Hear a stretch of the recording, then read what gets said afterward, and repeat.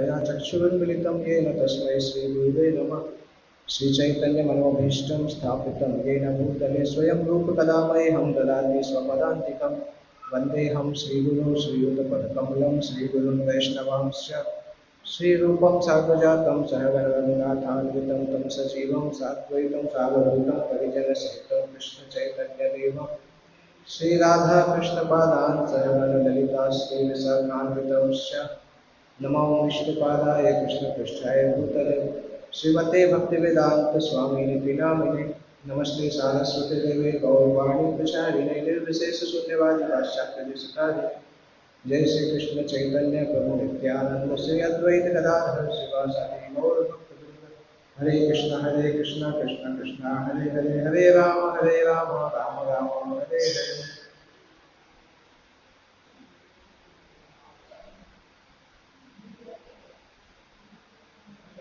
हरे कृष्ण।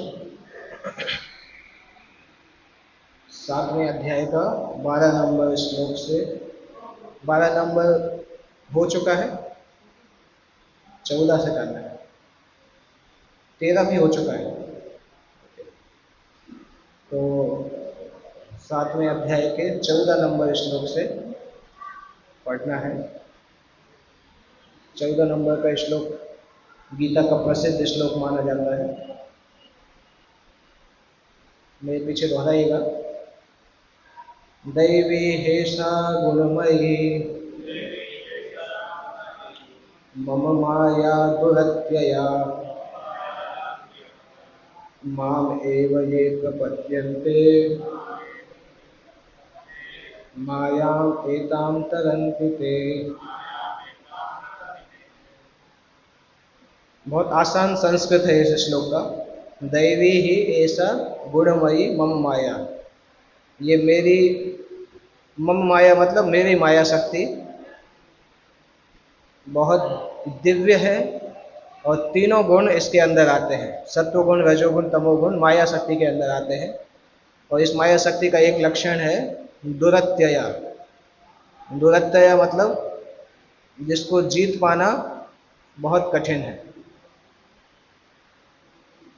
जिसको जीत पाना बहुत कठिन है उसको दुरत्यया बोला जाता है। मम माया दुरत्यया। भगवान पहली लाइन में बोल रहे हैं कि मेरी माया शक्ति जो है 3 गुणों से बनी हुई है और दैवी शक्ति है, और इसको जीत पाना किसी के भी लिए संभव मतलब बहुत कठिन है। दुरत्यया शक्ति बोली जाती है। कौन जीत सकता है? केवल वो ही जीत सकते हैं माम एव ये प्रपद्यन्ते, जो मेरी शरण में आएंगे। केवल वो ही इस माया को जीत सकते हैं। तरंती मतलब इस माया को पार कर सकते हैं।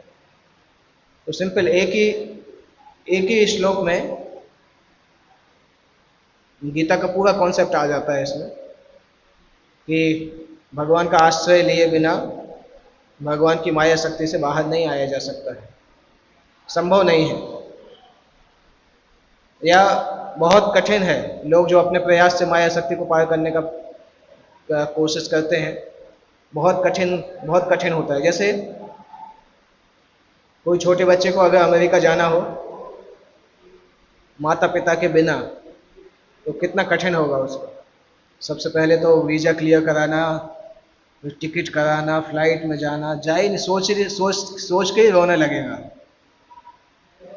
परंतु उसी बच्चे को अगर माता पिता के साथ बैठ के जाना हो तो उसको कोई चिंता नहीं होती है। वीज़ा कहाँ से मिलेगा, टिकट कहाँ से मिलेगा, कहाँ उतरना है, कुछ सोचने की ज़रूरत नहीं, सब कुछ माता पिता सोचते हैं। तो वही इसमें लिखा है, जब कोई भगवान को समर्पित हो जाता है तो उसको पता ही नहीं चलता है कि माया कब पार हो गई। उसको ऐसा स्ट्रगल नहीं करना पड़ता है कि अभी कितना कठिन हो रहा है। वो सामान्य भक्ति करते करते माया को पार कर जाता है। एक रात में सोता है, दूसरे दिन सुबह जब नींद खुलती है तो पता चलता है गोलोक में पहुंच गया। उसको पता भी नहीं चलता कि मृत्यु कब हो गई। मृत्यु भी हो जाती है, शरीर बदल जाता है, गोलोक में सीधा उठता है और वहाँ पे भगवान के साथ खेलने चला जाता है। तो इतना आसान हो जाता है। पर अगर खुद पार करना हो तो गोलोक तक पहुंचना पॉसिबल नहीं है। वैकुंठ के गेट पे ही जाएंगे तो आपको त्रिशूल मार के भगा दिया जाएगा। भगवान के 4 अवतार होते हैं, जो अनऑथोराइज तरीके से एंट्री लेते हैं उनको भगा दिया जाता है। जैसे अमेरिका में कोई मैक्सिको की तरफ से घुसता है, नॉर्थ अमेरिका और साउथ अमेरिका के बीच में बहुत बड़ा जंगल है, लोग वहाँ से क्या करते हैं, जंगलों से घूमते घूमते जाते हैं, घुसने का प्रयास करते हैं मैक्सिको से। जो पकड़ा जाता है उसका अमेरिका में जिंदगी भर के लिए कैंसिल हो जाता है, वो कभी नहीं घुस सकता। और इसलिए आपने सुना भी था, डोनाल्ड ट्रंप जब राष्ट्रपति था, अमेरिका और मैक्सिको के बीच में दीवार बनाना चाहता था, पूरे बॉर्डर पे दीवार बनाना चाहता था। तो इसी तरह से अगर अनऑथोराइज तरीके से गोलोक में जाएंगे तो पॉसिबल नहीं है, धरती से बाहर निकलना ही पॉसिबल नहीं है। वो केवल तभी है जब भगवान लेके जाएं, या भगवान अपने भक्तों को भेजें विमान के साथ, तभी पॉसिबल हो पाता है कि 3 गुणों की शक्ति को पार कर सकते हैं।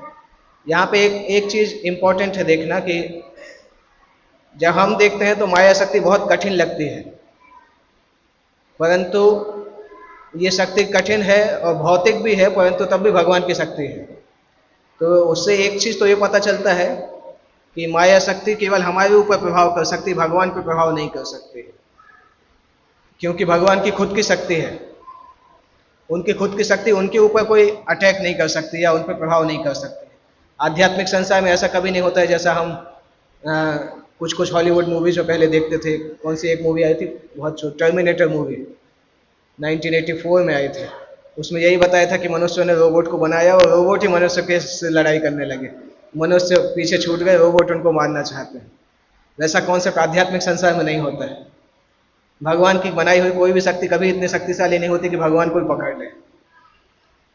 तो इसका मतलब भगवान कभी माया शक्ति के प्रभाव में नहीं आ सकते हैं। जो बोलता है कि भगवान के अवतार माया शक्ति के प्रभाव में आते हैं, उसको ज्ञान नहीं है, अध्यात्म का ज्ञान नहीं है, क्योंकि भगवान की शक्तियां हैं और शक्तियां अनंत हैं, परंतु भगवान उस पर प्रभावित नहीं होते हैं। इसलिए भगवान का एक नाम होता है मायाधीश, माया के स्वामी। और विशेष रूप से भगवान की अनंत शक्तियां हैं, परंतु विशेष रूप से 3 शक्तियां होती हैं, पराशक्ति, अपराशक्ति और भौतिक शक्ति। अपराशक्ति मतलब, हाँ, अपरा मतलब भौतिक शक्ति अपरा बोली जाती है। ये पदार्थ जो है ये अपराशक्ति निम्न शक्ति मानी जाती है, और जो पराशक्ति है वो उच्च शक्ति मानी जाती है। आत्माएं पराशक्ति में आती है। मेन समस्या क्या होती है कि जब भी कोई ऊपर की शक्ति वाला व्यक्ति नीचे वाले व्यक्ति के संपर्क में आता है तो उसको कंट्रोल करना चाहता है, नेचुरल चीज है। कोई एसपी आता है तो इंस्पेक्टर को कंट्रोल करता है, इंस्पेक्टर आता है तो थानेदार को कंट्रोल करता है।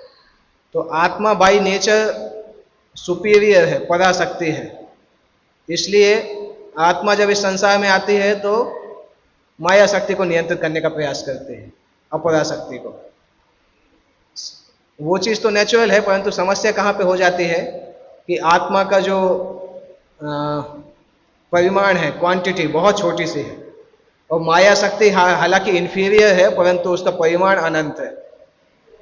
तो कभी कभी आपने देखा होगा ना, बड़े बड़े कीड़े भी मकड़ी के जाले में फंस जाते हैं।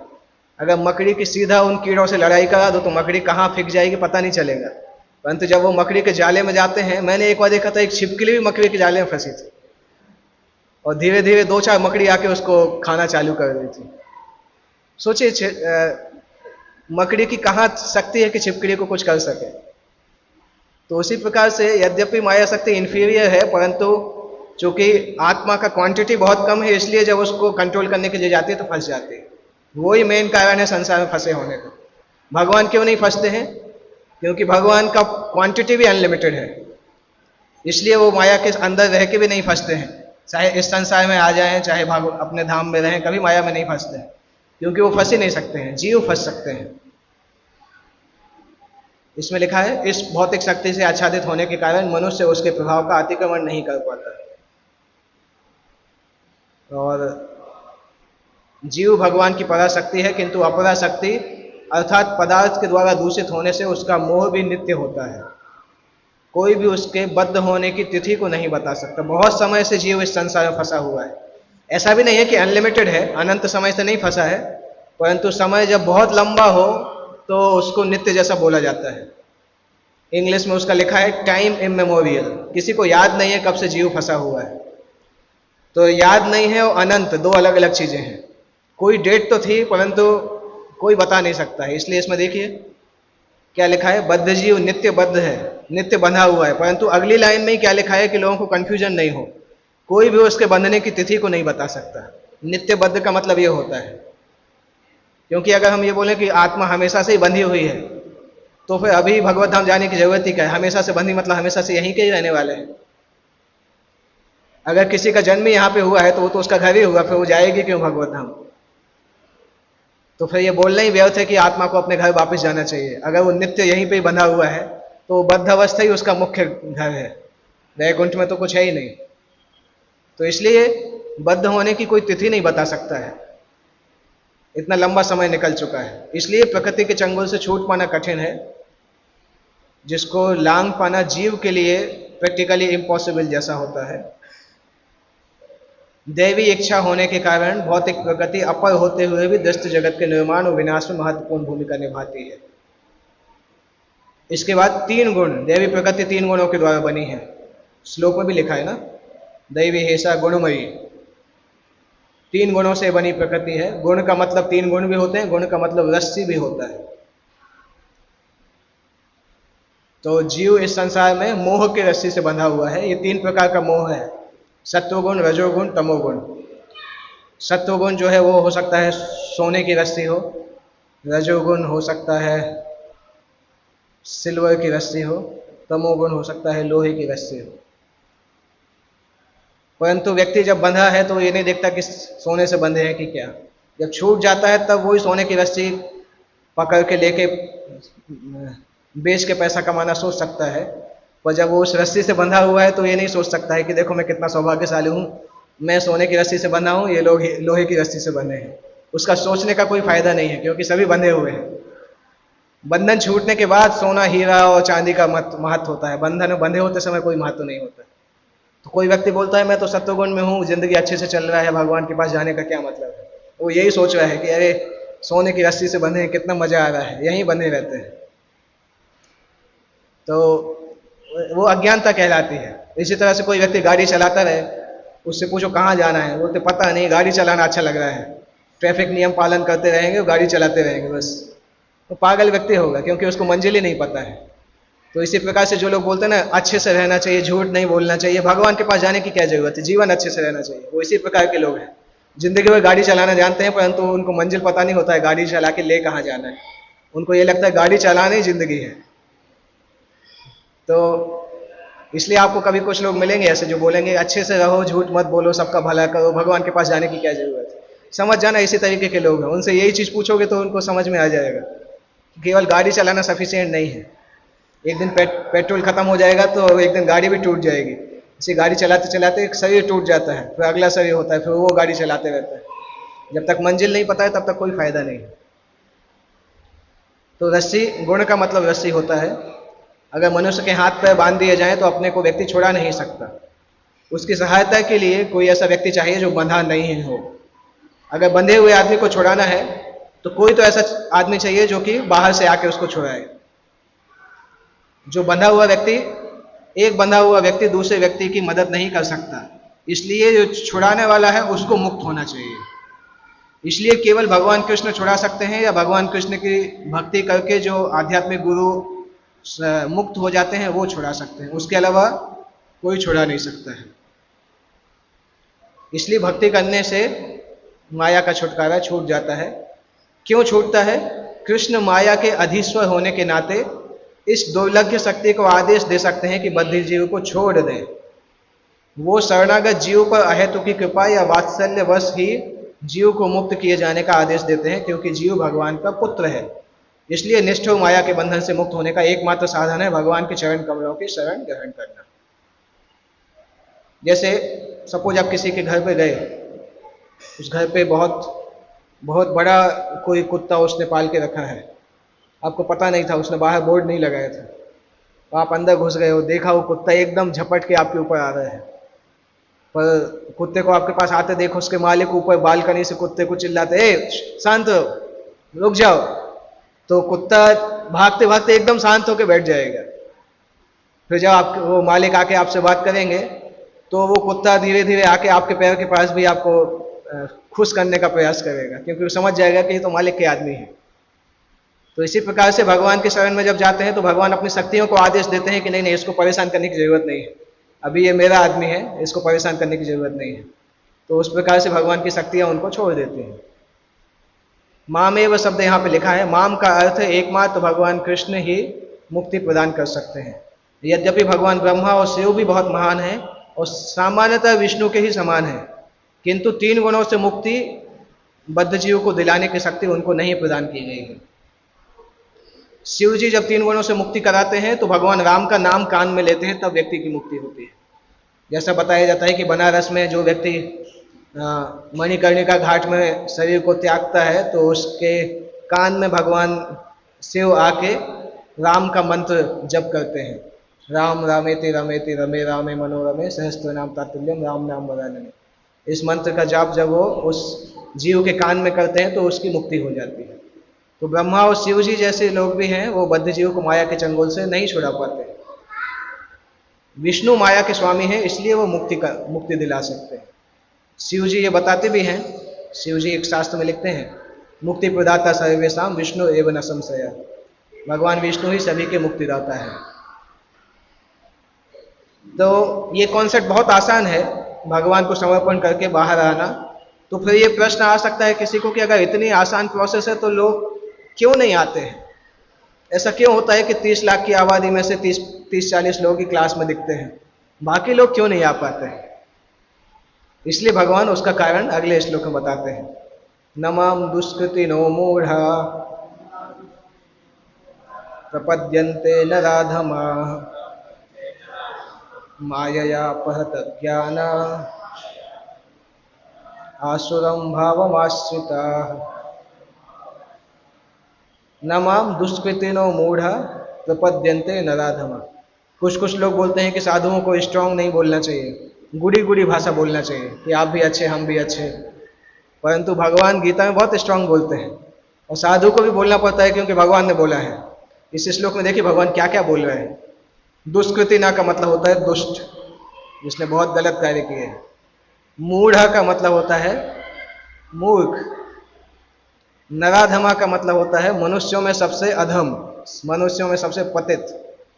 माया अपहृत ज्ञान, ऐसा व्यक्ति जिसमें कोई ज्ञान नहीं है या उसका ज्ञान माया के द्वारा अपहरण हो गया है। आसुरम भावमाश्रिता, जिसने आसुरी स्वभाव को आश्रय लिया है। ऐसे लोग जो होते हैं वो ना प्रपद्यन्ते, मेरे शरण में नहीं आते हैं। पिछले श्लोक में क्या बोला था? मामेव ये प्रपद्यन्ते, जो मेरी शरण में आते हैं वो तर जाते हैं। परंतु इस 5 प्रकार के लोग होते हैं जो कि मेरी शरण में नहीं आते हैं। वो लोग दुष्ट होते हैं, मूर्ख होते हैं, नराधम होते हैं, उनका ज्ञान हरण हो जाता है और आसुरी स्वभाव को स्वीकार करते हैं। असुरों का ये स्वभाव होता है कि भगवान के आश्रय में नहीं आते हैं। इस अध्याय के लास्ट में भगवान बताते भी हैं कि जो लास्ट में जो मेरे आश्रय में आते हैं उनके सारे पाप खत्म हो जाते हैं। 28 नंबर श्लोक में बताएंगे भगवान।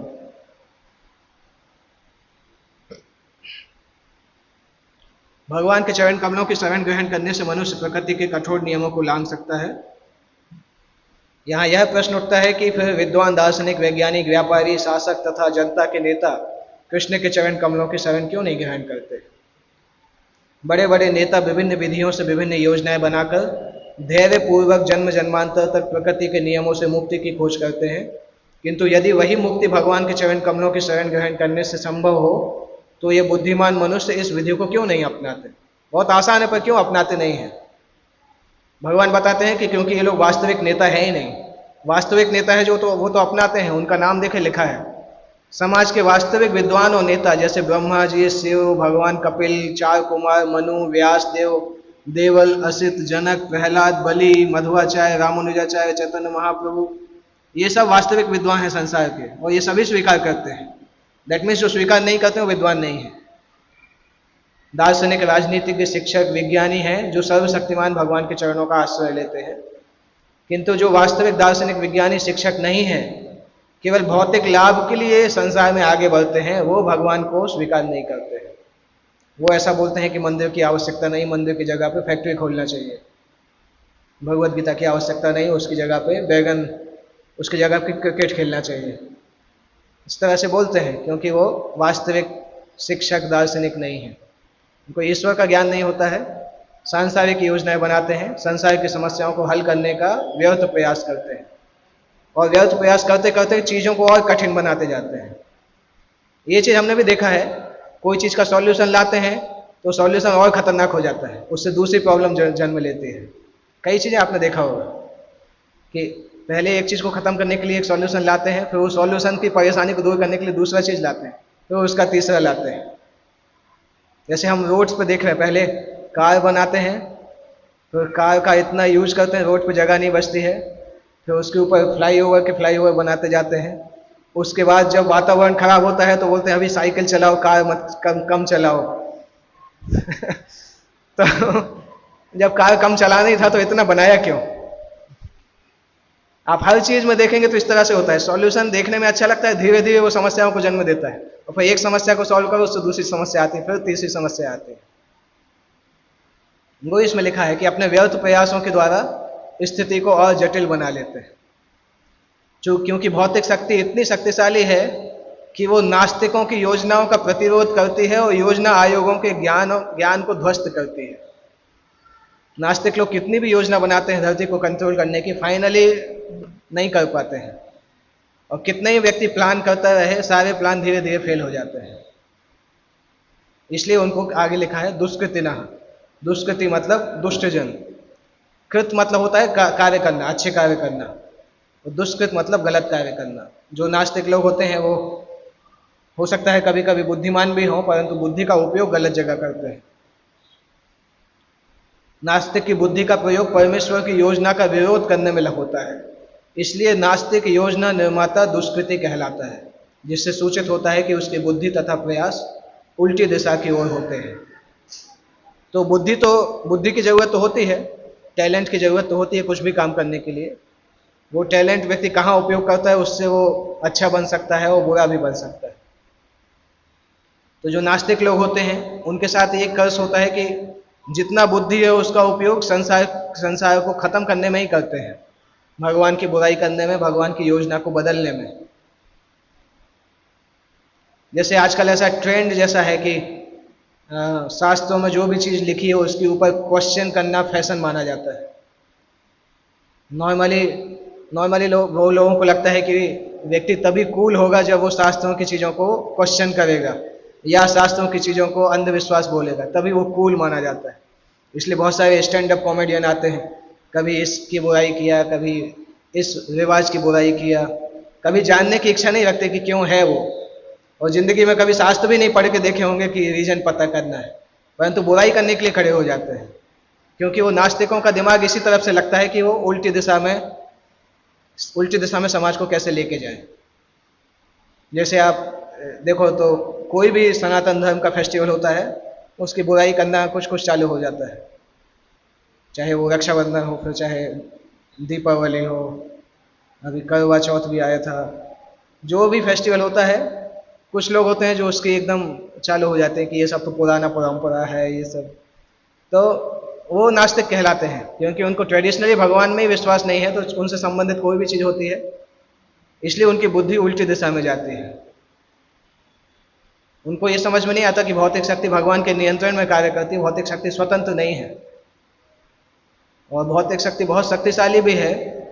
नास्तिक अपने अनिश्वरवादी स्वभाव के कारण ये नहीं जान सकता है कि किस प्रकार से भौतिक शक्ति कार्य करती है, ना ही वो परमेश्वर की योजना को जान सकता है। मोह, रजो तथा तमो गुणों में रहकर उसकी सारी योजनाएं उसी प्रकार ध्वस्त होती है जिस प्रकार भौतिक दृष्टि से विद्वान, दार्शनिक, शिक्षक होते हुए भी हिरण्यकशिपु तथा रावण की सारी योजनाएं ध्वस्त हो गई थी। अभी 4 प्रकार के दुष्कृति बताए गए हैं। पहला है मूढ़, मूर्ख लोग।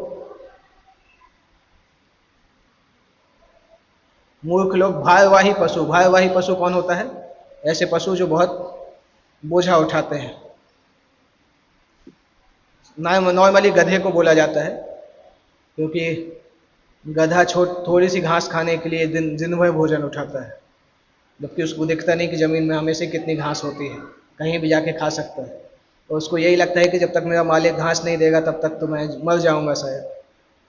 तो कठिन श्रम करने वाले भारवाही पशुओं की भांति निपट मूर्ख होते हैं, इसलिए वो और श्रम का लाभ खुद उठाना चाहते हैं। भारवाही पशु का उपयुक्त उदाहरण है गधा। प्रभुपाद जी एक जगह लिखते हैं, दो प्रकार के लोग होते हैं, सारग्राही और भारवाही। सारग्राही होते हैं जो शास्त्र के सार को समझ के अध्यात्म की तरफ जाते हैं। भारवाही होते हैं जो कि केवल जीवन भर भौतिक श्रम करके उसको भोगने का प्रयास करते रहते हैं। गधा का उदाहरण यहाँ पर दिया है। गधा, इस पशु से उसका स्वामी अत्यधिक कार्य लेता है। गधा ये नहीं जानता कि वो अहरनिश किसके लिए काम करता है। वह घास से पेट भरकर संतुष्ट रहता है, अपने स्वामी से मार खाने के भय से केवल कुछ घंटे सोता है, और गधी से बार बार लात खाने के भय के बावजूद भी अपनी काम तृप्ति पूरी करता है। कभी कभी गधा कविता भी करता है, दर्शन भी बघाड़ता है, किंतु उसके रेखने से लोगों की शांति भंग होती है। गधा जब गाना चालू करता है आसपास से सब लोग भाग जाते हैं। वो जब एकदम मजे में आता है ना, खा के अच्छा सा खाता है, फिर उसको गाने की इच्छा होती है, और जब वो गाता है तो सारे लोग भाग जाते हैं उसके पास। ऐसी दशा उन सकाम कर्मियों की है जो ये नहीं जानते कि वो किसके लिए कार्य कर रहे हैं। आप लोगों ने भीम का स्टोरी सुना है गाने का? सुना है? भीमसेन को गाना अच्छा लगता था, गाने की इच्छा होती थी, पर उनका वॉल्यूम अच्छा नहीं था, मतलब आवाज़ उतनी अच्छी नहीं थी, सुर ताल मैच नहीं हो पाते थे। तो जब भी वो गाने के लिए बैठते थे तो अगल बगल के लोग परेशान हो जाते थे कि यार कब बंद होगा। तो उनको एक बार लोगों ने आके कंप्लेन किया युधिष्ठिर महाराज को कि कुछ करिए भीम के गाने का। वो परेशान हो जाते हैं, जब भी गाना चालू करते हैं पूरा इंद्रप्रस्थ परेशान हो जाता है। युधिष्ठिर ने बोला, अरे मैं कुछ नहीं बोल सकता, बहुत शक्तिशाली है, क्या बोलना चाहिए समझ में नहीं आएगा। तो युधिष्ठिर ने द्रौपदी से बोला कि भीम तुम्हें बहुत प्रेम करता है, कुछ करके उसको कुछ अपने हिसाब से सोचो कैसे काम करना है। तो द्रौपदी भीम के पास जाके बोलती हैं, जब भीम गाते रहते हैं तो द्रौपदी उनकी तारीफ करती है, आप बहुत अच्छा गाते हैं। तो फिर द्रौपदी बोलती है, एक्चुअली शहर में आपके गान को कोई महत्व तो नहीं देता है, और शहर एकदम क्लोज भी है। आप तो इतना अच्छा गाते हैं कि आपको फूलों की वादियों में जाके गाना चाहिए, पहाड़ों पे बैठ के, जहाँ पे दूर दूर तक आपकी आवाज़ आए, वहाँ जाके गाना चाहिए। तो भीम खुश हो गए कि हाँ ये बहुत अच्छा है। भीम ने सोचा अभी जब भी गाने की इच्छा होगी दूर पहाड़ पे जाएंगे और गाएंगे। तो समस्या तो सॉल्व हो गई, मतलब जब गाते थे तो बाहर जाके गाते थे। अभी एक दिन भीम गा रहे थे तो वहाँ पे एक चरवाहा उसके गधे और बहुत सारे जानवरों को लेके घूम रहा था। तो वो जोर जोर से गा रहे थे, और जब उन्होंने आँख खोली तो देखा दूर से एक चरवाहा उनको देख रहा था। उनको देख के एकदम भागने लगा। तो भीम ने बोला, अरे क्या हुआ क्या हुआ? तो चरवाहा कुछ बोल नहीं रहा था। भीम ने बोला, तुम भाग क्यों रहे थे? तो उसने सोचा कि एक्चुअली मेरे बहुत सारे गधे हैं, तो मेरा एक गधा गुम गया था। आपकी आवाज़ सुन के मुझे लगा कि शायद वही गधा कुछ बोल रहा है, इसलिए मैं देखने के लिए आया था। उस दिन के बाद से भीम ने गाना बंद कर दिया। तो गधे की स्टोरी से वो याद आ गया, महाभारत की घटना है। तो सामान्य सकाम कर्मी जो होते हैं वो इस प्रकार से कार्य करते रहते हैं केवल शरीर को संतुष्ट करने के लिए। ऐसे लोग जो अपने कर्मों के भार से दबे रहते हैं, प्राय यह कहते सुने जाते हैं कि उनके पास समय कहाँ है भगवान के बारे में सुनने का। ऐसे लोगों के लिए भौतिक लाभ ही जीवन का सब कुछ है। कभी कभी वो लाभ के लिए रात दिन नहीं सोते हैं, नाइट शिफ्ट करते हैं, डे शिफ्ट करते हैं। वही लिखा है, रात दिन नहीं सोते मतलब नाइट शिफ्ट करते हैं। भले ही उनके आमाशय में व्रण हो जाए या अपच हो जाए, बिना खाए संतुष्ट रहते हैं। स्वामियों के लाभ के लिए अहरनिश काम में व्यस्त रहते हैं। अहरनिश मतलब दिन और रात, निशा मतलब रात, अहर मतलब दिन। वे अपने असली स्वामी से अनभिज्ञ रहकर ये मूर्ख कर्मी माया की सेवा में व्यर्थ ही अपना समय गंवाते हैं। दुर्भाग्य तो यह है कि वे कभी भी स्वामियों के परम स्वामी के शरण में नहीं जाते, ना ही सही व्यक्ति से उसके बारे में सुनने का प्रयास करते हैं। एक और उदाहरण दिया है, जो सूकर विष्ठा खाता है उसको चीनी और घी से बनी मिठाइयों की परवाह नहीं होती। उसके सामने आप वो मोहन थाल रखेंगे तो नहीं खाएगा, क्योंकि उसको वही अच्छा लगता है जो खाता है। इसी प्रकार मूर्ख कर्मी इस संसार के इंद्रिय की सुख को ही पीछे ही भागते रहते हैं। आत्मा के बारे में कभी सोचने के पीछे नहीं लगते हैं, तो उनको क्या बोला जाता है? मूढ़। देखिए कितना स्ट्रांग लिखा है। और मैं, आप लोग बाहर जाके मत बोलिएगा मैंने बोला है, गीता में लिखा है, मैं उसमें से पढ़ रहा हूं बस। दूसरा आता है नराधम, अधम व्यक्ति। नर का मतलब मनुष्य, अधम का मतलब सबसे नीच। 84 लाख योनियों में 4 लाख योनियां मनुष्य की हैं, उसमें से बहुत सारी निम्न योनियां हैं। निम्न योनियां मतलब जो सिविलाइज नहीं होते हैं, असंस्कृत योनियां। सभ्य योनियां वो हैं जो कि धार्मिक नियमों का, राजनीतिक नियमों का और सामाजिक नियमों का पालन करते हैं। तो ऐसे लोग जो सामाजिक और राजनीतिक दृष्टि से बहुत ऊंचे होते हैं परंतु आध्यात्मिक दृष्टि से नीचे होते हैं, उनको नराधम माना जाता है। संसार के बहुत सारे रेप्यूटेड लोग इसमें आ सकते हैं, जो कि राजनीतिक सामाजिक दृष्टि से ऊंचे हैं परंतु धार्मिक दृष्टि से कुछ नहीं जानते हैं, तो वो नराधम कहलाते हैं। धर्म कभी भी ईश्वर विहीन नहीं होता है, और धर्म का प्रयोजन सत्य को, मनुष्य के साथ उस सत्य का संबंध जानने का होता है। मनुष्य जीवन का सबसे ऊंचा सुसंस्कृत रूप तभी देखने मिलता है जब वो कृष्ण के साथ संबंध को जागृत करने के लिए प्रयास करता है। शास्त्रों से पता चलता है कि जब बालक मां के गर्भ में अत्यंत असहाय रहता है तो वह अपने उद्धार के लिए प्रार्थना करता है और वचन देता है कि गर्भ से बाहर आते ही वो केवल भगवान की पूजा करेगा। संकट के समय ईश्वर का स्मरण प्रत्येक जीव का स्वभाव है, क्योंकि वह ईश्वर के साथ सदा से संबंधित रहता है। किंतु जब माँ के गर्भ से बाहर आता है बच्चा, तो जन्म के समय की पीड़ा को भी भूल जाता है, उस पीड़ा से बचाने वाले भगवान को भी भूल जाता है। इसलिए भागवत में एक जगह पे आता है, एक जीव भगवान से प्रार्थना करता है कि मुझे माँ के गर्भ से बाहर ही मत लाइए, बाहर आऊंगा तो फंस जाऊंगा, कम से कम अभी तो आपको याद कर पा रहा हूं। इसलिए माता पिता का कर्तव्य है कि बच्चा जब माँ के गर्भ से बाहर आता है तो जैसे जैसे वो बड़ा होता है उसको कृष्ण भक्ति का प्रयास करें, कृष्ण भक्ति प्रदान करने का प्रयास करें। उसके लिए शुद्धि संस्कार होते हैं, 16 संस्कार होते हैं, कहीं 10 संस्कार होते हैं। वो संस्कारों का पालन माता पिता को करना चाहिए। जब तक उनका पालन नहीं होते तब तक व्यक्ति नराधम होता है। चूंकि अभी विश्व में कहीं भी इन विधि का पालन नहीं होता, इसलिए 99.9% जनसंख्या नराधम मानी जाती है। जब सारी जनसंख्या नराधम हो जाती है तो शिक्षा भी भौतिक शिक्षा बन जाती है, आध्यात्मिक शिक्षा होती नहीं है। और भौतिक शिक्षा मतलब शरीर के बारे में शिक्षा, आत्मा के बारे में कुछ नहीं सिखाते हैं। जबकि विद्वान उसी को बोला जाता है जो कि सबको आत्मा के स्तर पर देख पाता है।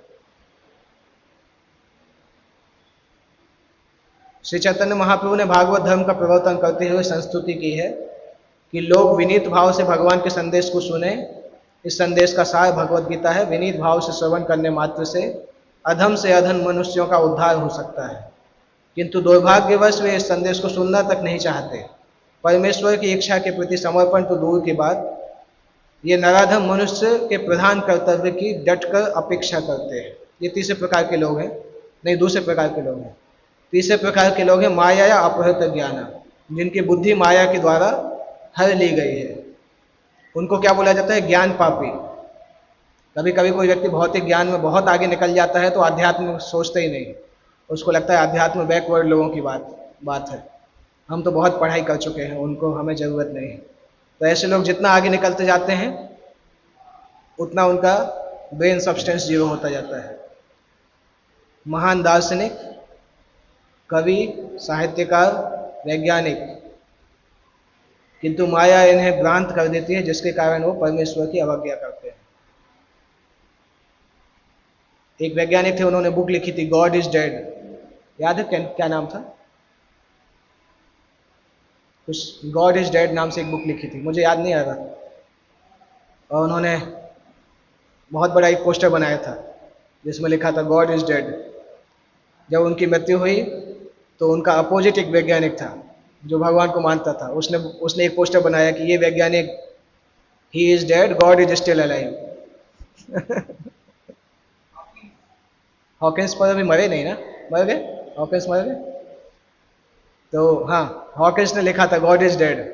जब उनकी मृत्यु हुई तो उसमें लिखा गया Hawkins is dead, God is still alive. तो जो लोग बोलते रहते हैं भगवान मर गए, वो मर जाते हैं। भगवान कभी नहीं मरते, भगवान हमेशा रहते हैं। तो ऐसे लोगों को माया या अपहृत ज्ञान, माया ने उनके ज्ञान को हरण हरण कर लिया है।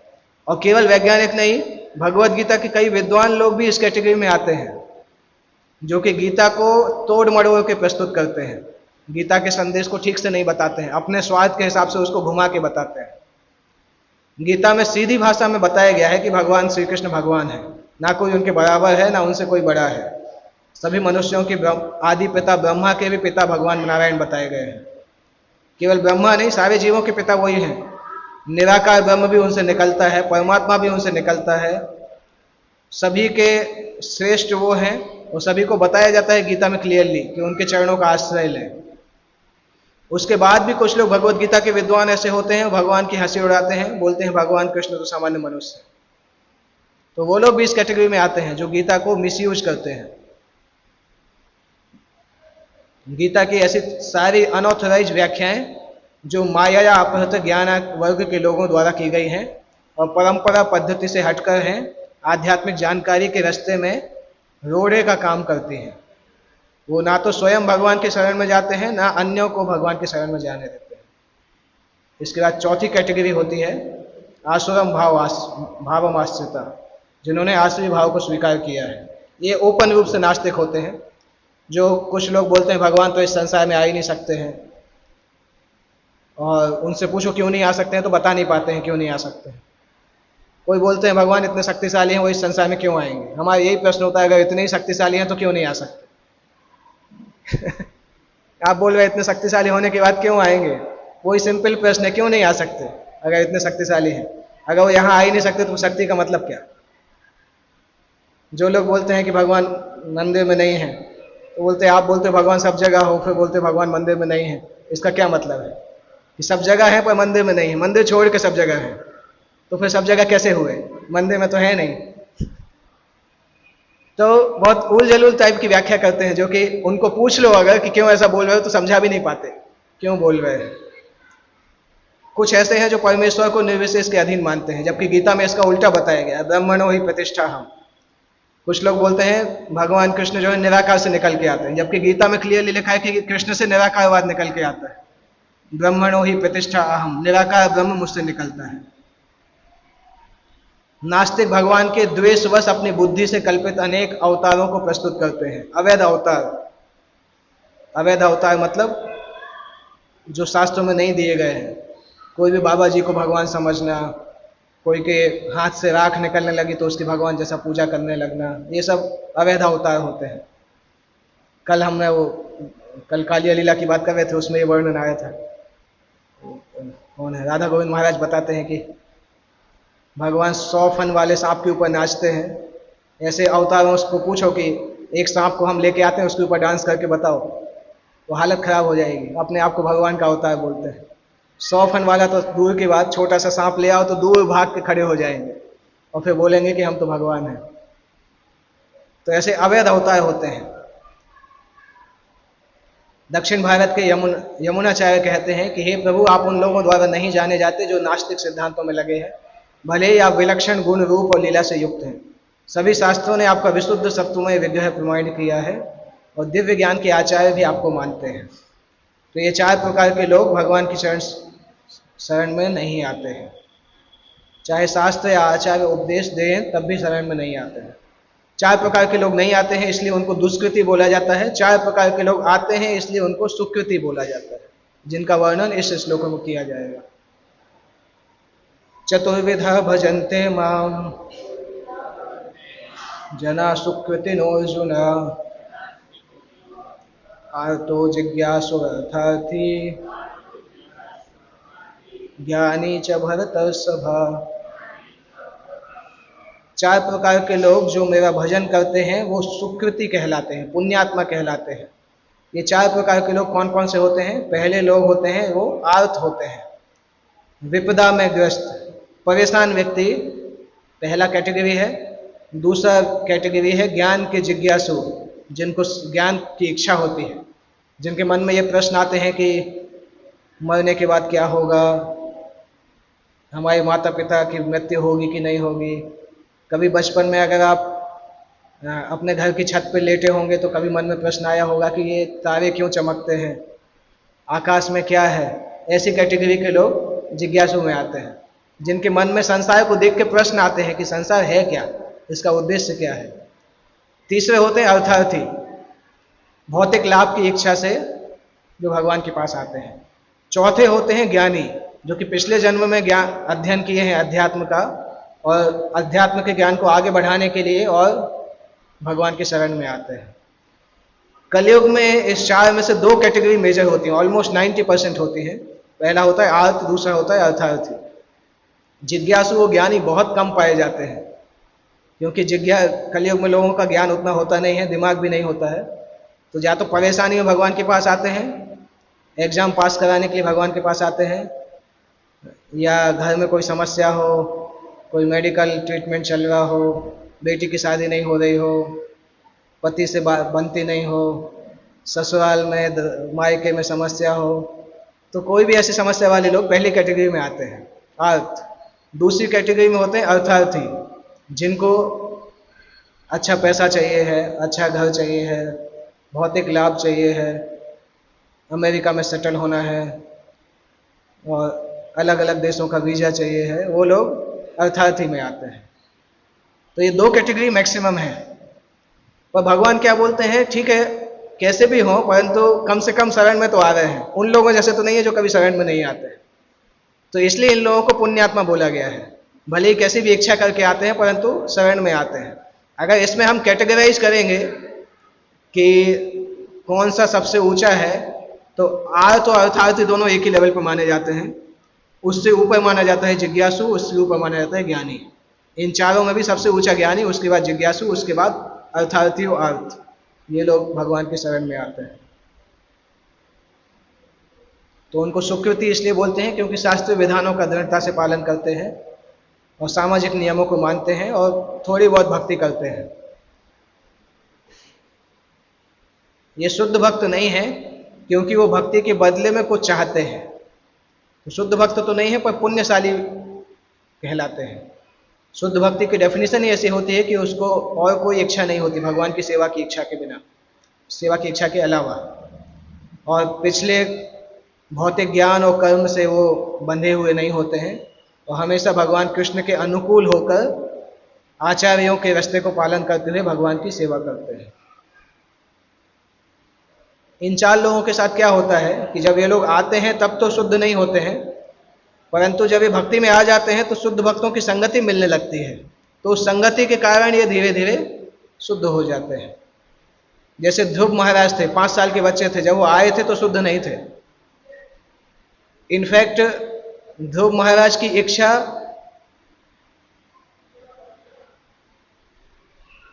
कई कई राक्षसों की इच्छा से भी ज्यादा बड़ी थी। ध्रुव महाराज क्या चाहते थे? ब्रह्मा से भी बड़ा राज्य चाहते थे। असुर भी यही चाहते थे, परंतु असुर उस इच्छा की पूर्ति के लिए भगवान विष्णु के पास नहीं आते थे। ध्रुव महाराज का इसलिए हुआ क्योंकि उनकी माँ भक्त, शुद्ध भक्त थी, तो माँ ने सही रास्ता बताया। अगर ध्रुव महाराज को कोई असुर मिल जाता तो वो दूसरी दिशा में भी जा सकते थे, परंतु उनकी माँ शुद्ध भक्त थी, इसलिए उन्होंने उनको बताया कि आप शुद्ध भगवान के पास जाइए। और उसके बाद भगवान ने नारद मुनि को भी भेज दिया। तो 2 शुद्ध भक्तों के संग के कारण ध्रुव का जीवन बदल गया। तो वास्तव में अगर देखा जाए ध्रुव महाराज की स्टोरी का मुख्य कैरेक्टर कौन है? ध्रुव महाराज, उनकी स्टोरी का मुख्य कैरेक्टर सुनीति है, ध्रुव की मदर, जिसके कारण पूरा स्टोरी टर्निंग पॉइंट लेके आता है। तो भक्ति करने जब चालू करते हैं तो शुद्ध नहीं होते हैं, परंतु भक्त की संगति से शुद्ध होने लगते हैं। जो लोग सकाम कर्मों में रहते हैं वो संकट के समय भगवान के पास आते हैं। भारत में तो हम देखते हैं भक्ति इतनी नेचुरल है कि कोई नास्तिक वैज्ञानिक भी होगा, उसके घर में समस्या आएगी तो मुंह से निकल ही जाता है, भगवान बचा लो। जबकि दुनिया भर में क्लास देगा कि भगवान है नहीं, सब कुछ बंदर से निकल के आया है, और उसके घर में कुछ समस्या होगा तो नेचुरली निकल आता है, हे भगवान बचा लो। तो इसलिए बोला जाता है भगवान में, भारत में एक्चुअली नास्तिकवाद है ही नहीं, ऊपर से जबरदस्ती घुसाया जा रहा है, परंतु अंदर से लोग नेचुरली भगवान को मानते हैं भारत में। भारत के बाहर तो किसी को पता ही नहीं था, परंतु भारत में लोग नेचुरली भगवान को मानते हैं, और शिक्षा के द्वारा, भौतिक शिक्षा के द्वारा घुसाया जा रहा है दिमाग में, परंतु पूरा घुसता नहीं है। भारत में आप देखोगे हार्ड लाइनर नास्तिक बहुत कम पाए जाते हैं, नास्तिक होते हैं, थोड़ा मिलेंगे तो लाइन पे आ जाएंगे वो, क्योंकि अंदर आस्तिकता इतनी घुसी हुई है पारिवारिक कल्चर के द्वारा, संस्कृति के द्वारा, कि वो निकलते नहीं है बाहर, वो मतलब खत्म नहीं हो पाते हैं। इसलिए जो बड़े बड़े नास्तिक मिलते हैं भारत के बाहर ही दिखाई देते हैं, भारत में नहीं दिखाई देते हैं। होते हैं कुछ कुछ फेमस, पर वो अगर किसी सही आदमी से टकरा जाएंगे तो अपने आप बदल जाएंगे। सकाम कर्म में व्यस्त रहने वाले लोग संकट के समय भगवान के पास आते हैं, शुद्ध भक्तों की संगति करते हैं और विपत्ति में भगवान के भक्त बन जाते हैं। जो हताश हैं वे भी कभी कभी शुद्ध भक्तों की संगति करने आते हैं और ईश्वर के विषय में जानने की जिज्ञासा करते हैं।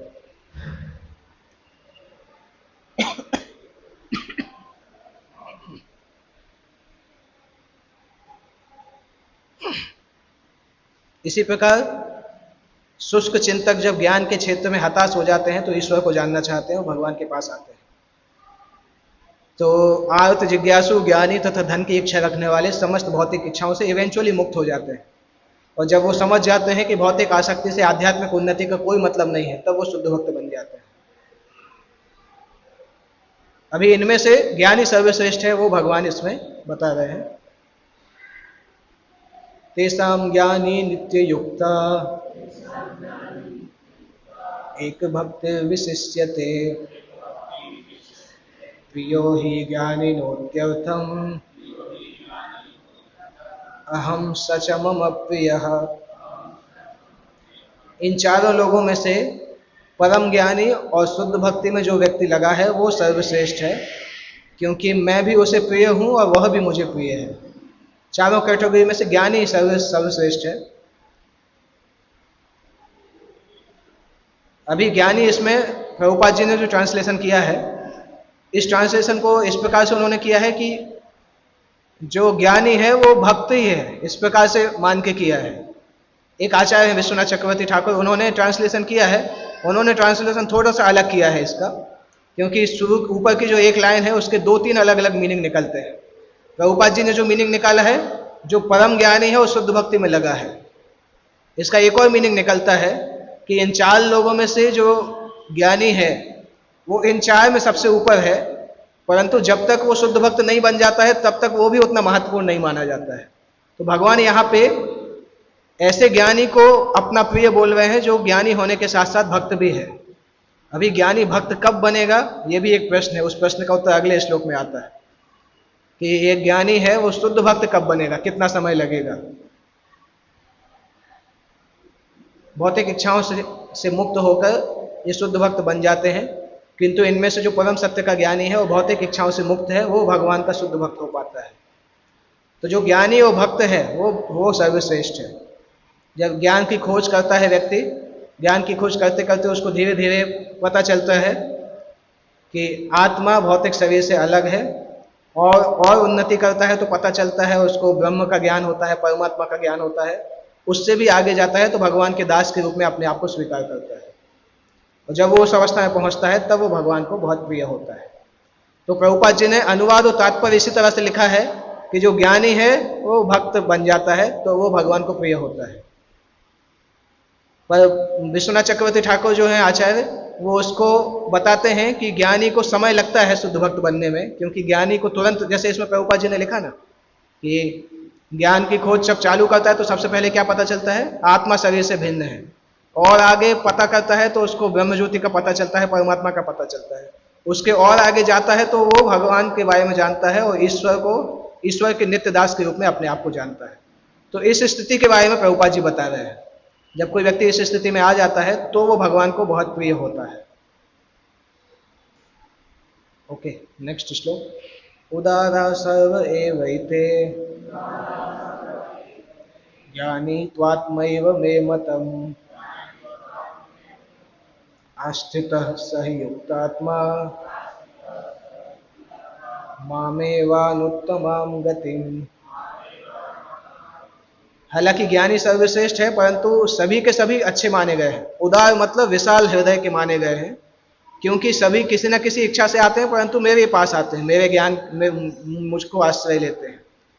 निस्संदेह ये सभी उदार चेता व्यक्ति हैं, किंतु जो मेरे ज्ञान को प्राप्त है उसे मैं अपने ही समान मानता हूँ। वो मेरी दिव्य सेवा में तत्पर रहकर मुझे सर्वोच्च उद्देश्य को निश्चित रूप से प्राप्त करता है। ऐसा नहीं है कि जो कम ज्ञानी भक्त है वो भगवान को प्रिय नहीं है। भगवान कहते हैं कि सभी उदार चेता है, क्योंकि चाहे जो भी हो भगवान के पास किसी भी उद्देश्य को लेकर आए हुए व्यक्ति महात्मा कहलाते हैं। जो भक्त भक्ति के बदले कुछ लाभ चाहते हैं उन्हें भगवान स्वीकार करते हैं, क्योंकि इससे स्नेह का विनिमय होता है। वे स्नेहवश भगवान से लाभ की याचना करते हैं, और जब उन्हें वह प्राप्त हो जाता है तो वे इतने प्रसन्न होते हैं कि वे भगवत भक्ति करने लगते हैं। किंतु ज्ञानी भक्त भगवान को इसलिए प्रिय है कि उसका उद्देश्य प्रेम तथा भक्ति से परमेश्वर की सेवा करना है। ऐसी सेवा के बिना वो एक क्षण भी नहीं रह सकता। ऐसे भक्त को भगवान चाहते हैं। उसके बारे में भगवान ने ये लिखा है 9वें स्कंद में, साधवो हृदयम मह्यम साधु नाम हृदयम तु अहम। साधु लोग मेरे हृदय में रहते हैं, साधुओं के हृदय में मैं रहता हूं। मद अन्यत ते न जानन्ति, मेरे अलावा साधु लोग किसी और को नहीं जानते हैं। ना हम तेभ्यो मनागपि, मैं भी साधुओं के अलावा किसी और को नहीं जानता हूं। ये भगवान 9वें स्कंद में अम्बरीश राजा के बारे में बताते हैं, भगवान और भक्त के बीच का संबंध। भगवान को कोई देखा वो नहीं रहता है कि बाकी लोग क्या बोलेंगे। अगर कभी भक्त के ऊपर समस्या आती है तो भगवान सारे नियम तोड़ने के लिए भी तैयार हो जाते हैं। उनको ये केयर नहीं होता कि कोई बोलेगा भगवान ने नियम तोड़ दिया, तो ये ज़्यादा सोचते नहीं। स्पेशली कृष्ण भगवान नहीं सोचते हैं, क्योंकि उनको नियम तोड़ना अच्छा लगता है। वो प्रकृति के नियम बनाते हैं, खुद ही तोड़ भी देते हैं भक्त के लिए। 19वें श्लोक में आता है कि ऐसे ज्ञानी लोगों को कितना समय लगेगा भक्त बनने में। बहुनाम जन्म नाम अन्ते ज्ञानवान माम प्रपद्यते वासुदेव सर्वमिति समहात्मा सुदुर्लभ। बहुत बहुत जन्मों तक प्रयास करने के बाद जब ज्ञानी माम प्रपद्यते, ज्ञानी मेरा आश्रय लेते हैं और ये समझते हैं कि भगवान वासुदेव ही सब कुछ हैं, ऐसे महात्मा बहुत दुर्लभ होते हैं।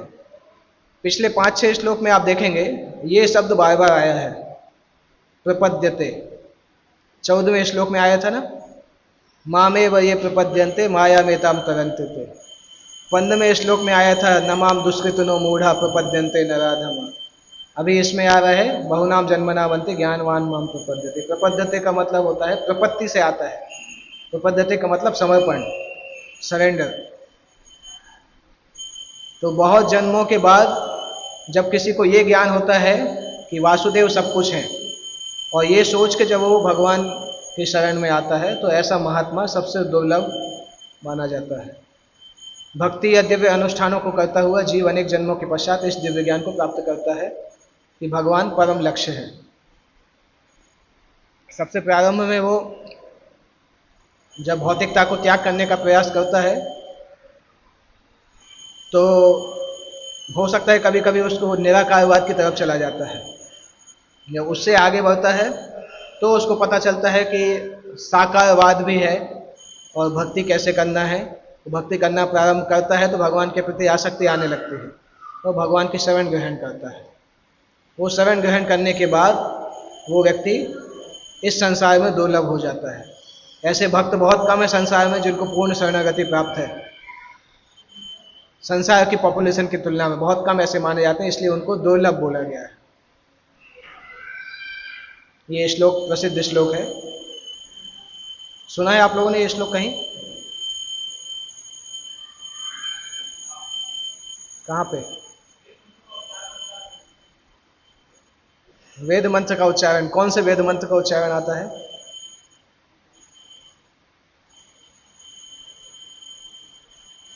वेदों में एक मंत्र आता है पुरुष सूक्त, पुरुष सूक्त प्रार्थना ऋग्वेद में आती है।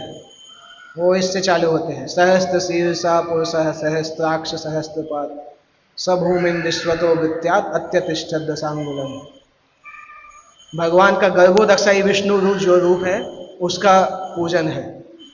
सहस्त्र शीर्षा पुरुष, पुरुष भगवान के पुरुष अवतारों के हजारों सिर हैं।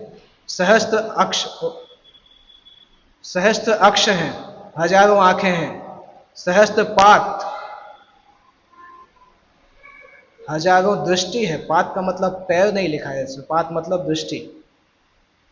सभूमि विश्वतो वृत्यात्, ऐसे महाविष्णु भूमि में जब विराजमान होते हैं, अत्यतिष्ठत दशांगुलम, तो सृष्टि से भी बियॉन्ड होते हैं, सृष्टि के बाहर। दशांगुलम का मतलब 10 उंगली। उसका ये मतलब नहीं कि भगवान सृष्टि से 10 अंगुली बड़े हैं। 10 अंगुली का मतलब होता है जब मान लो हम कोई लिफाफे में कोई लेटर डाल रहे हैं, वो लेटर जब बड़ा होता है तो ऐसा बोला जाता है कि ये लेटर तो इस लिफाफे से 10 अंगुल बड़ा है। मतलब जब कोई चीज किसी में समाती नहीं है तो उसको ये तुलना दी जाती है। तो इसलिए बताया जाए कि ये पुरुष जो है, भगवान विष्णु जो है वो प्रकृति में नहीं है, प्रकृति से बियॉन्ड है, प्रकृति से बड़े हैं। ये उस श्लोक का मीनिंग है। जीव के शरीर की बोलने की शक्ति, देखने की शक्ति, सुनने की शक्ति, सोचने की शक्ति, समस्त कार्यों का केंद्र बिंदु जीवन है। इसी प्रकार भगवान कृष्ण ही समस्त पदार्थों में मूल सत्ता है।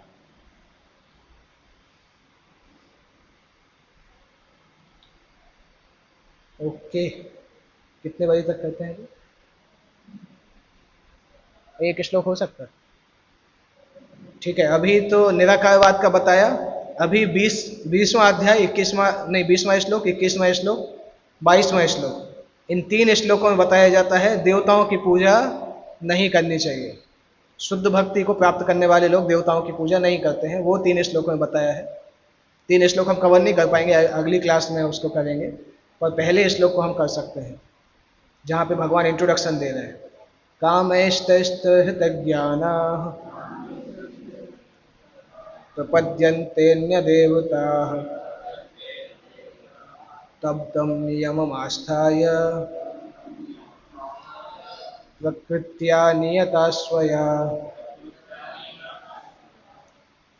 देखिए फिर से प्रपद्यन्ते शब्द आता है इस अध्याय में। प्रपद्यन्ते कई बार आता है क्योंकि पूरा अध्याय भगवान के समर्पण को ही सिखाने का प्रयास करता है। तो जिन लोगों की बुद्धि भौतिक इच्छाओं के द्वारा हर ली गई है, मारी गई है, मारी गई भी बोल सकते हैं। संस्कृत में क्या लिखा है? हृत। हृत का मतलब होता है हरण, अपहरण शब्द इसी से आता है, हृत धातु से आता है। तो जिनके अंदर की बुद्धि की चोरी कर ली है किसी ने, मतलब बुद्धि है नहीं। बुद्धू बोलने का अच्छा तरीका है। संस्कृत में कोई भी किसी को अगर कुछ गलत भी बोलते हैं तो इस तरह से बोलते हैं उसको पता ही नहीं चलता कि मुझे गलत बोला गया। तो उसी तरीके का शब्द है ये, कि जैसे किसी को बोलो कि आपके अंदर कोई बुद्धि है ही नहीं, और ये बोलो कि आपकी बुद्धि का अपहरण हो गया है, तो व्यक्ति समझ नहीं पाएगा, सोचेगा कुछ अच्छा बोल रहे हैं। तो वही भगवान ने लिखा है, काम है श्रेष्ठ हृत ज्ञान, जिसका ज्ञान, जिसकी बुद्धि भौतिक इच्छाओं के द्वारा हरण कर ली गई है, वो लोग क्या करते हैं? प्रपद्यन्ते अन्य देवता, दूसरे देवताओं के पास जाके उनको समर्पण करते हैं। तम तम नियमम आस्थाय, उन देवताओं को खुश करने के लिए जो नियम की पालन करना होता है उसका पालन करते हैं। प्रकृत्या नियता स्वया, उसी प्रकार का स्वभाव उनका होता है 3 गुणों में, तो इसलिए वो देवताओं के पास जाते हैं। यहाँ पे पहला प्रश्न हो सकता है कि जब भगवान से ही देवता निकल के आते हैं तो भगवान देवताओं की पूजा करने की बुराई क्यों करते हैं? अगर चूंकि हम तीनों श्लोक नहीं पढ़ने वाले हैं अभी, इसलिए मैं पूरा उत्तर नहीं दे पाऊंगा। अगले श्लोक में भगवान बताते हैं, भगवान उसकी बुराई इस प्रकार से नहीं करते हैं कि ये गलत है। भगवान बुराई ये करते हैं कि जब आपके पास मुक्ति का रास्ता उपलब्ध है तो संसार में फंसे क्यों रहते हैं? जब आपको मुक्ति मिल सकती है तो फिर संसार में क्यों फंसे रहना है? जैसे कोई अगर प्रधानमंत्री, मान लो फॉर एग्जाम्पल कोई व्यक्ति गरीब है और एकाएक उसके पास प्रधानमंत्री आ जाए, प्रधानमंत्री बोले ऐसा करो मेरे महल में चल के रहो साथ में, वो बोले नहीं नहीं मुझे तो आप 2 रोटी दे दो बस। तो उसी प्रकार का भगवान बोल रहे हैं। भगवान बोल रहे हैं मुझे समर्पण करके तुम वैकुंठ जा सकते हो, भौतिक संसार से मुक्त हो सकते हो, और तुम सोच रहे कि हम थोड़ा पैसा के लिए देवताओं के पास जाएंगे। इसलिए भगवान बोलते हैं कि ये इतने छोटे में अपने आप को मत बिकाओ, कुछ करना है तो मुक्ति का प्रयास करो। इसलिए भगवान बोल रहे हैं कि उनकी बुद्धि को हरण हो गया है, कि भौतिक इच्छाएं भी हैं, वो भौतिक इच्छाएं पूरा करने के लिए देवताओं के पास जाते हैं। भगवान भागवत में बोलते हैं ठीक है, अगर भौतिक इच्छाएं पूरी करनी है तो कम से कम मेरे पास ही आओ, कम से कम शुद्ध तो हो जाओगे। भागवत में इस प्रकार से बोलते हैं भगवान कि अगर भौतिक इच्छा करना है तब भी मेरे पास आओ, वो ज़्यादा अच्छा है। क्योंकि शुद्ध भक्ति हमेशा, अगर कोई व्यक्ति, जैसे हमने पढ़ा ना भौतिक इच्छाओं के साथ भी भगवान के पास आते हैं तो धीरे धीरे भगवान उनको शुद्ध कर देते हैं। परंतु देवताओं के पास भौतिक इच्छा लेके जाएंगे तो देवता शुद्ध नहीं करेंगे, इसलिए भगवान बोलते हैं कि देवताओं के पास जाने की जरूरत नहीं है। फिर ये भी प्रश्न आता है कि कहीं देवता नाराज तो नहीं हो जाएंगे। तो ये प्रश्न जिनके मन में आता है समझना चाहिए कि उनको पता नहीं कि भगवान और देवता कौन कौन है। क्योंकि जो देवता है उनको कभी ये खराब नहीं लगता है कि उनके पास से छोड़ के कोई भगवान के पास जाता है, कभी खराब नहीं लगता है, क्योंकि वो खुद ही भगवान के सेवक हैं। तो वो खुद भगवान का भजन करते हैं, वो खुश होते हैं अगर कोई और भी भजन उनके साथ बैठ के भजन करने लगता है। जैसे अगर हम हनुमान जी के पास जाएं, जाके बोले हनुमान जी आप सबसे अच्छे हैं, मुझे ये दे दीजिए, तो हनुमान जी थोड़ा बहुत सोचेंगे। परंतु अगर आप हनुमान जी के बगल में बैठ के भगवान राम का भजन करने लगोगे तो हनुमान जी पीठ पे हाथ रखेंगे, अच्छा काम कर रहे हो, अभी साथ में बैठ के भजन करते हैं। तो देवता उसी तरह से हैं, उनके पास जाके आप भगवान की भक्ति करेंगे तो देवता और खुश हो जाते हैं, तो बोलते हैं तुम बुद्धिमानी का काम कर रहे हो। तो इसलिए भगवान यहाँ पे लिख रहे हैं जिनकी बहुत बुद्धि भौतिक इच्छाओं के द्वारा मारी गई है वो देवताओं के शरण में जाते हैं और विशेष विधि विधानों का पालन करते हैं। जो भौतिक कलमश से मुक्त है वो भगवान के शरण में आते हैं, जो भौतिक कलमश से मुक्त नहीं हो पाते हैं वो अभक्त होते हैं, और उनमें से भी जो सौभाग्यशाली होते हैं भगवान की तरफ आ जाते हैं, और जो भगवान की तरफ आ जाते हैं धीरे धीरे शुद्ध हो जाते हैं। परंतु अगर कोई भगवान के पास नहीं आ पाता है तो फिर वो देवताओं के पास जाता है। इस श्लोक में भगवान लिख रहे हैं चाहे आपको कोई इच्छा नहीं हो, भगवान मतलब सुखदेव गोस्वामी बोल रहे हैं, चाहे आपको कोई इच्छा नहीं हो, चाहे सारी इच्छाएं हो, चाहे मोक्ष की इच्छा हो, पर जो बुद्धिमान होगा वो भगवान विष्णु का भजन करेगा। चाहे कोई भी इच्छा हो उसके पास, पर वो जाएगा भगवान विष्णु के पास ही भजन करने के लिए। पर जिनकी बुद्धि उतनी तेज नहीं है और जिन्होंने आध्यात्मिक चेतना को खो दिया है वो भौतिक इच्छाओं की पूर्ति के लिए देवताओं के पास जाते हैं। सामान्यतः ऐसे लोग भगवान के पास नहीं जाते क्योंकि वो रजोगुणी और तमोगुणी होते हैं, इसलिए देवताओं की पूजा करते हैं। पूजा के विधि विधानों का पालन करने में प्रसन्न रहते हैं। देवताओं के पूजक छोटी छोटी इच्छाओं के द्वारा प्रेरित होते हैं और ये नहीं जानते कि परम लक्ष्य तक किस प्रकार पहुंचा जाए। किंतु भगवत भक्त कभी भी पथभ्रष्ट नहीं होता। चूंकि वैदिक साहित्य में विभिन्न उद्देश्यों के लिए भिन्न भिन्न देवताओं के पूजन का विधान है, अतः जो भगवत भक्त नहीं है वे सोचते हैं कि देवता कुछ कार्यों के लिए भगवान से भी अच्छे हैं। ये मूर्खता की बात है इस प्रकार से सोचना, क्योंकि देवता ऐसा कोई वरदान दे ही नहीं सकते जो भगवान अप्रूव नहीं करें। हमें वरदान देने के लिए तो देवताओं को पहले भगवान के पास जाके पूछना पड़ता है भगवान इसको ये वरदान दें क्या। भगवान की परमिशन से ही वरदान दे पाते हैं। किंतु शुद्ध भक्त जानता है कि भगवान सबके स्वामी हैं, केवल भगवान कृष्ण स्वामी है और अन्य सभी दास हैं। इसलिए शुद्ध भक्त कभी भी अपनी आवश्यकताओं की पूर्ति के लिए देवताओं के पास नहीं जाते, परमेश्वर पर निर्भर रहते हैं और भगवान जो भी देते हैं उसी में वो संतुष्ट रहते हैं। ओके, 21 नंबर श्लोक और 22 नंबर श्लोक भी इसी को और आगे बताया जाता है। 23 नंबर श्लोक भी, हाँ 23 श्लोक भी इसी को वर्णन होता है। तो अगले हफ्ते हम इसको करेंगे, 21 नंबर श्लोक से स्टार्ट करेंगे 21 से। किसी को कोई प्रश्न पूछना है तो पूछ सकते हैं। यस।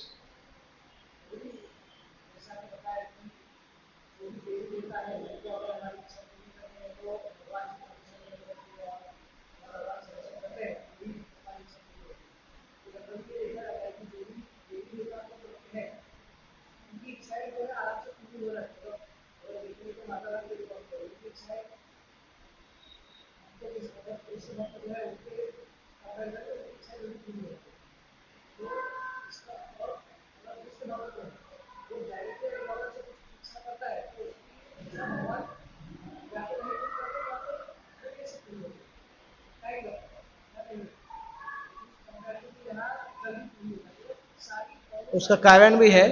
मान लो किसी बच्चे के दांत में ज़्यादा मिठाई खाने से दांत एकदम सड़ने वाले हैं, तो बच्चे को मिठाई खाने की इच्छा बहुत होती है, तो वो घर से थोड़ा बहुत पैसा यहाँ वहाँ से लेके दुकानदार के पास जाता है, बोलता है मिठाई दे दो मुझे। दुकानदार पैसा लेता है, मिठाई दे देता है, वो खा लेता है। तो वही बच्चा अगर पिताजी के पास जाके बोलेगा कि मिठाई चाहिए है, पैसा दे दो, तो पैसे की बजाय थप्पड़ मिलेगा। तो भगवान पिता के जैसे हैं और देवता लोग दुकानदार जैसे हैं। उनको आप यज्ञ करोगे तो दे देंगे, भगवान को आप भक्ति करोगे तब भी नहीं देंगे, क्योंकि उनको पता है तुम्हारे लिए अच्छा नहीं है।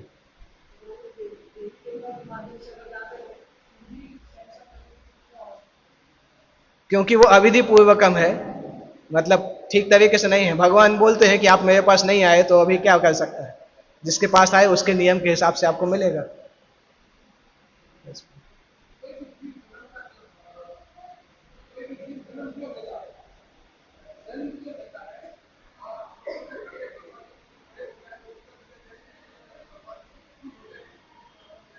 नहीं, पूरा समझ में नहीं आया। क्यों कोई भी जीव जन्म, क्यों आप आगे आके बोलेंगे तो सुनाई, पंखा चल रहा है ना।